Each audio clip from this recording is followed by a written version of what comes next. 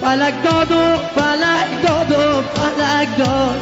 دارم میام ببینم بپوشون لباسی که بهت میاد. ولی اگه خورشید نره تا آخر عمر چه خوش میگذره. رو بیته صبح شب و روی موزیک چه اینا منتظر روزی که سه قرصامو بدین تا خط پایان تو مسابقین. داغه برای چیه این همه فکر و خیالامون، این همه حال بدیامون زیر بارون ها. هنوزم اون رپر قدیمی زنده است، شب نگاه میکنه به خوشگلای تو پارک با سیدی من قدیمیش کنستای اورجینال تو پارک. پر رو غرنی مشکی بلور چارشون کشتی.